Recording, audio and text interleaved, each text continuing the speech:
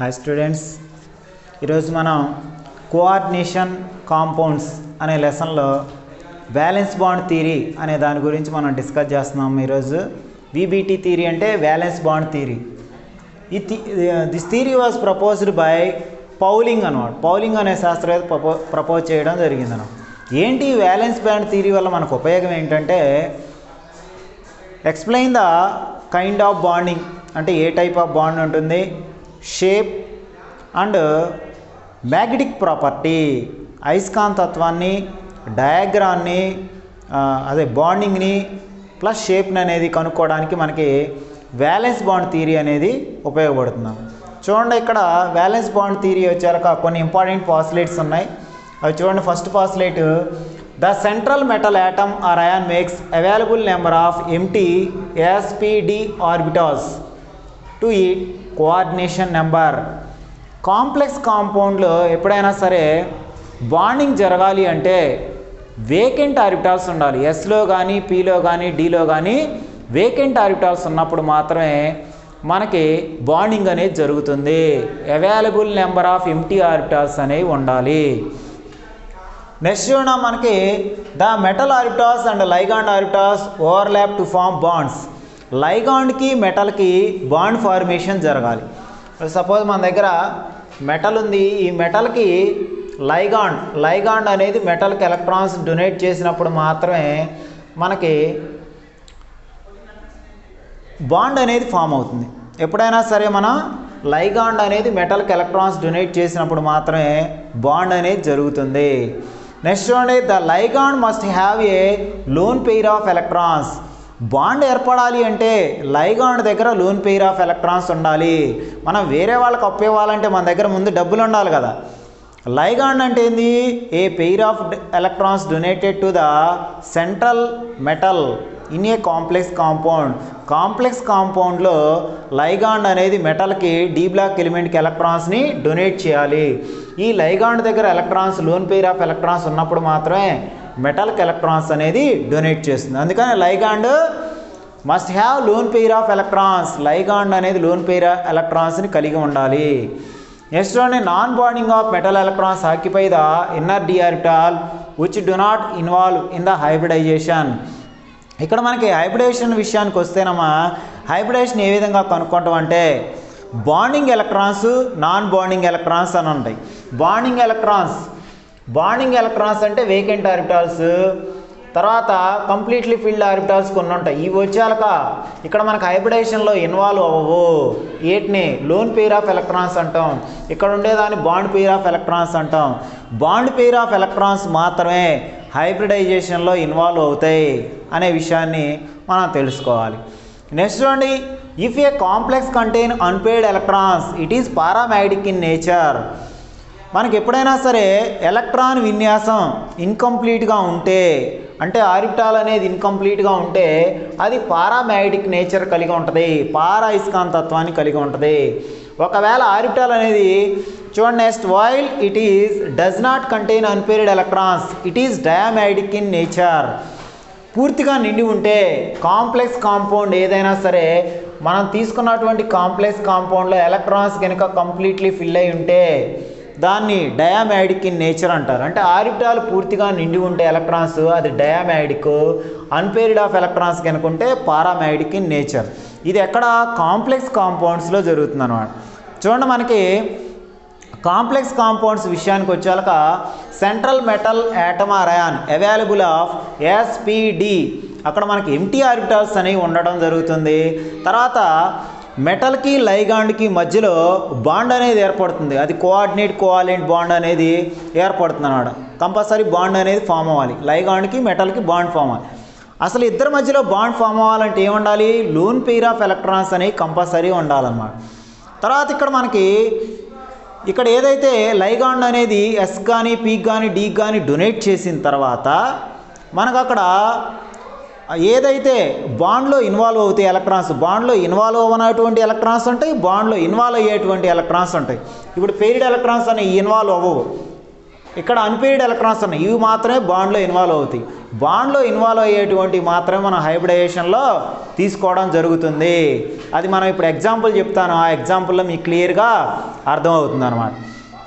Next చూడండి, మనకి complex అనేది అన్పెయిర్డ్ ఎలక్ట్రాన్స్ కనుక ఉంటే, అంటే వేకెంట్ ఆర్బిటాల్ కనుక ఉన్నట్లయితే, అన్పెయిర్డ్ అంటే జత కాకుండా ఒకటే ఉంటే పారామ్యాగ్నెటిక్ ఇన్ నేచర్, అదే కంప్లీట్లీ ఫిల్డ్ అయితే డయామ్యాగ్నెటిక్ ఇన్ నేచర్ అనమాట. ఓకేనా. ఇవి important postulates of valence bond theory. అవి కాపీ చేసుకోండి జాగ్రత్తగా. చూడమ్మా, కాంప్లెక్స్ కాంపౌండ్స్కి హైబ్రిడైజేషను, షేపు, కోఆర్డినేషన్ నెంబర్ ఉన్నటువంటి కాంప్లెక్స్ కాంపౌండ్స్ కనుక మనం తీసుకున్నట్లయితే చూడండి, కోఆర్డినేషన్ నెంబర్ 2 ఉన్నటువంటి కాంప్లెక్స్ కాంపౌండ్ ఎస్పీడి హైబ్రిడైజేషన్ కలిగి ఉంటుంది. అది వచ్చాక షేపు లీనియర్ షేప్లో ఉండడం జరుగుతుంది. చూడండి, ఇక్కడ total number of ligands coordination sphere లోపల లైగాండ్స్ కింద తీసుకుంటే 2 ఉందాం. 2 ఉంది కాబట్టి కోఆర్డినేషన్ నెంబర్ అనేది 2 ఉంది కాబట్టి ఎస్పీ హైబ్రిడేషన్ దాని షేప్ వచ్చేలాక లీనియర్ షేప్లో ఉండడం జరుగుతుంది. నెక్స్ట్ చూడండి, కోఆర్డినేషన్ నెంబర్ 4. చూడండి, ఇక్కడ కోఆర్డినేషన్ నెంబర్ 4 అంటే టోటల్ నెంబర్ ఆఫ్ లైగాండ్స్ అని అర్థం. లోపల ఎంతైతే లైగాండ్స్ ఉంటుందో దాన్ని బట్టి కోఆర్డినేషన్ నెంబర్ 4 అంటాం. కోఆర్డినేషన్ నెంబర్ 4 ఉన్నటువంటి లైగాండ్స్ 2 టైప్స్ ఉంటాయి. మొత్తం sp3 హైబ్రిడేషన్ కనుక ఉన్నట్లయితే అది టెట్రాహెడ్రల్ షేప్లో ఉంటుంది ఆ కాంప్లెక్స్ కాంపౌండ్ అనేది. కోఆర్డినేషన్ నెంబర్ 4 ఉండి sp2 హైబ్రిడేషన్ కనుక కలిగి ఉంటే అది స్క్వేర్ ప్లేనార్ షేప్లో ఉండడం జరుగుతుంది.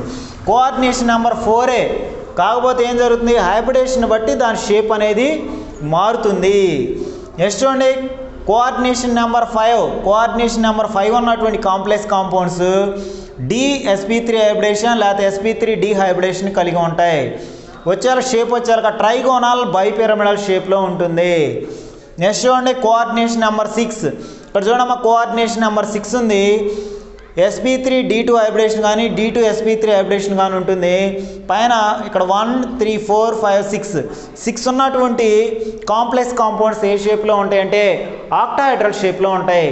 ముఖ్యంగా మనకు వ్యాలెన్స్ బాండ్ థియరీలో మనం తెలుసుకోవాల్సింది ఏంటంటే షేప్ ఏంటి, హైబ్రిడైజేషన్ ఏంటి అనే విషయం ముఖ్యంగా మనం తెలుసుకోవచ్చు. నేను ఒక ఎగ్జాంపుల్ తీసుకున్నానమ్మా.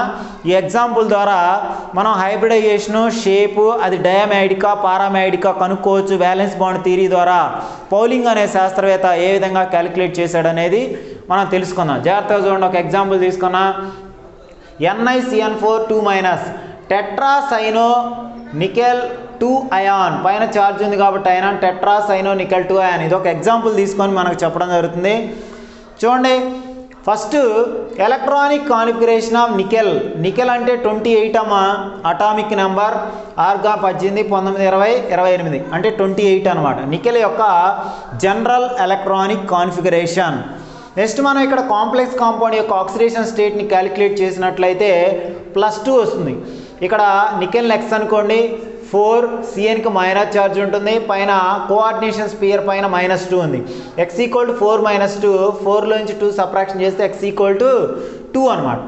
ఇక్కడ నికెల్ అనేది 2 ఎలక్ట్రాన్స్ లాస్ అయింది. ఆక్సిడేషన్స్ 2 అంటే 2 ఎలక్ట్రాన్స్ లాస్ అయింది. ఇక్కడ d ఆర్బిటాల్లో కన్నా s ఆర్బిటాల్ న్యూక్లియస్కి దూరంగా ఉంటుంది కాబట్టి s ఆర్బిటాల్ ఎలక్ట్రాన్స్ లాస్ అయితే 4s0 3d8 వస్తుంది. ఇక్కడ ఇది నికెల్ యొక్క జనరల్ ఎలక్ట్రానిక్ కాన్ఫిగరేషన్. ఇది Ni+2 యొక్క జనరల్ ఎలక్ట్రానిక్ కాన్ఫిగరేషన్ అనమాట. ఇక్కడ ఎస్లో ఉన్నటువంటి ఎలక్ట్రాన్స్ లాస్ అయింది, ఎందుకని ఇక్కడ 2 వచ్చింది కాబట్టి వాల్యూ. నెక్స్ట్ మనం ఎలక్ట్రానిక్ కాన్ఫిగరేషన్ కింద తీసుకుంటే డి షెల్లో 8 ఎలక్ట్రాన్స్ ఉన్నాయి. చూడండి, వుండ్స్ రూల్ ప్రకారం 1 2 3 4 5 మళ్ళీ 6 7 8 ఫిల్ చేశాను. ఎస్ ఆర్బిటాల్లో వేకెంట్ ఆర్బిటాల్ ఇక్కడ 0 ఉంది. 4p ఆర్బిటాల్లో electronic configuration లేదను. ఇక్కడ చూసినట్లయితే మనకి సిఎన్ అనేది స్ట్రాంగ్ లైగాండ్ అనమాట. సిఎన్ స్ట్రాంగ్ లైగాండ్స్ అయినప్పుడు d electrons are paired up, electrons అనేవి పెయిరప్ జరుగుతాయి. పెయిరప్ అంటే ఇక్కడ ఉండాల్సిన ఎలక్ట్రాన్ ఇక్కడికి కనుక షిఫ్ట్ చేసినట్లయితే ఇక్కడ వేకెంట్ ఆర్బిటాల్ అనేది రావడం జరుగుతుంది అనమాట. ఇప్పుడు మనకి లైగాండ్ అంటే ఏం చెప్పుకున్నాం, pair of electrons donated to the central metal ion in a complex compound. ఇక్కడ చూడండి, సిఎన్ అనేది 4 CNs ఉన్నాయి. ఇక్కడ ఒక్కొక్క సిఎన్ ఒక జతని డొనేట్ చేస్తాయి అనమాట ఎంటీ ఆర్బిటాల్కి. ఇక్కడ 4 CNs ఉన్నాయి కాబట్టి మనకి ఇక్కడ ఒక జత, ఈ సిఎన్ ఒక జత, ఈ సిఎన్ ఒక జత, ఇక్కడ 4. ఇంతవరకు మనం హైబ్రిడేషన్ తీసుకుంటే ఒక డి ఆర్బిటాల్ పూర్తిగా నిండింది, ఒక ఎస్ ఆర్బిటాల్ పూర్తిగా, 2 p ఆర్బిటాల్స్ పూర్తిగా నిండినాయి. అందువల్ల మనకు హైబ్రిడేషన్ ఏమవుతుందంటే DsP2 హైబ్రిడేషన్ అవుతుంది అనమాట. ఇంతవరకు లైగాండ్ అంటే పెయిర్ ఆఫ్ ఎలక్ట్రాన్స్ డొనేట్ చేయాలి. ఇక్కడ డొనేట్ చేసినాయి, ఫోర్ సిఎన్స్ ఉన్నాయి కాబట్టి డొనేట్ చేసినాయి. హైబ్రిడేషన్ అది. మాలిక్యులర్ జామెట్రీ అంటే మన కాంప్లెక్స్ కాంపౌండ్ ఏ షేప్లో ఉందో కూడా మనం తెలుసుకోవాలి కదా. చూడండి, నికెల్ అనేది సెంట్రల్ యాటమ్ అనమాట. Central atom or ion. దాని చుట్టూతా 4 లైగాండ్స్ ఉన్నాయి. ఇక్కడ లైగాండ్స్ ఉన్నాయి అనమాట. పైన బ్రాకెట్ కోఆర్డినేషన్ స్పియర్ పైన -2 ఛార్జ్ ఉంది. ఈ జామెట్రీ కింద చూసినట్లయితే ఏ విధంగా ఉన్న స్క్వేర్ ప్లేనార్, స్క్వేర్ షేప్లో ఉండడం జరుగుతుంది. ఇది వచ్చేలాగా డయామాయిడిక్ ఇన్ నేచర్. ఎలా చెప్పామమ్మా డయామాయిడిక్ అంటే ఇక్కడ ఉన్న ఆర్బిటాల్లో కానీ, ఇక్కడ ఆర్బిటాల్ కానీ, ఇక్కడ ఆర్బిటాల్ కానీ, ఇక్కడ ఆర్బిటాల్ కానీ వేకెంట్ ఆర్బిటాల్ లేదు, అంటే ఒకే ఎలక్ట్రాన్ ఉన్నట్టుగా లేదనమాట. ఇక్కడ 2 electrons 2 electron 2 electron 2 electrons completely field electronic configuration. Electrons అనేవి పూర్తిగా నిండి ఉన్నాయి కాబట్టి మనం దీన్ని డయామాయిడిక్ నేచర్ అని చెప్పుకోవచ్చు అన్నమాట. ఈ కాంప్లెక్స్ కాంపౌండ్స్కి మనం ఏం కనుక్కున్నాం, హైబ్రిడేషన్ వచ్చేలాగా DsP2 అని కనుక్కున్నాం. DsP2 హైబ్రిడేషన్లో ఉన్నటువంటి కాంప్లెక్స్ కాంపౌండ్స్ ఏ షేప్లో ఉంటాయి, స్క్వేర్ ప్లేనార్ షేప్లో ఉండడం జరుగుతుంది. అంటే షేప్ కూడా కనుక్కున్నాం మాలిక్యులర్ జామెట్రీ. తర్వాత ఇది డయామాయిడికా పారామాయిడికా అనే విషయాన్ని మనం కాంప్లెక్స్ కాంపౌండ్స్ గురించి డిస్కస్ చేశాను. ముఖ్యంగా వ్యాలెన్స్ బాండ్ థియరీ నుంచి మనం నేర్చుకుంది ఏంటంటే కాంప్లెక్స్ కాంపౌండ్స్ అనేది హైబ్రిడేషన్ ఏంటి, దాని యొక్క మాలిక్యులర్ జామెట్రీ ఏంటి, దాని యొక్క అది పారామాయిడికా డయామాయిడికా అనే విషయాన్ని మనం తెలుసుకోవడం జరిగిందనమాట. చూడండి, ఒక కాంప్లెక్స్ కాంపౌండ్కి నేను రాశాను, మిగతా కొన్ని మీరు ట్రై చేయండి.